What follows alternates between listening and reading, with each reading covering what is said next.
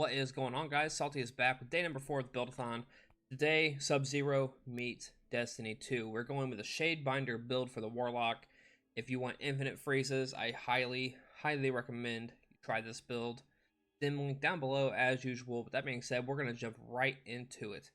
Starting off with our abilities, of course, we're going to be going with the Healing Rift and the Burst Glide. For the melee, we're going with Penumbral Blast, and the grenade is going to be our Cold Snap grenades. For the aspects, we're going with Ice Flare Bolts, which is going to spawn Seekers every time that we kill a frozen target, or shatter a frozen target. It's going to track to other targets and just continuously freeze everything as you kill them. And we're also going with Glacial Harvest, so freezing targets is going to create stasis shards around the frozen targets. The higher the tier of the enemy, so if you got a minor or a major, depending on what level the enemy is, will depend on how many shards you get. The lower they are, the less shards you get. The higher they are, the more shards you're going to get. And now what that's going to do is when you collect those shards, it's going to give you some melee energy back, so your Penumbral Blast should always be up.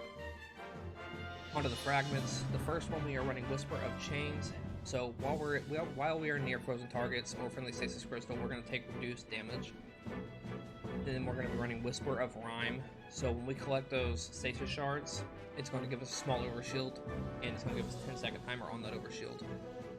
The more shards you collect, the stronger your overshield is going to be with this fragment, and that 10-second timer is going to continuously refresh.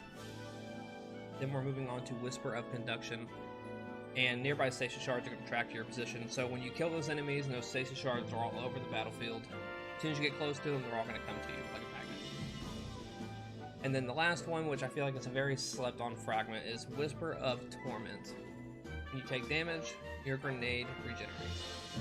Now, it's not going to regenerate immediately, it's going to regenerate. The more damage you take, the more it's going to regenerate. So as you're taking damage, your grenade is going to be constantly filling itself back up.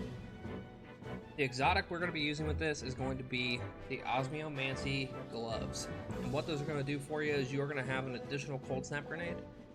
And the Seeker that the Cold Snap spawns on impact is going to travel further.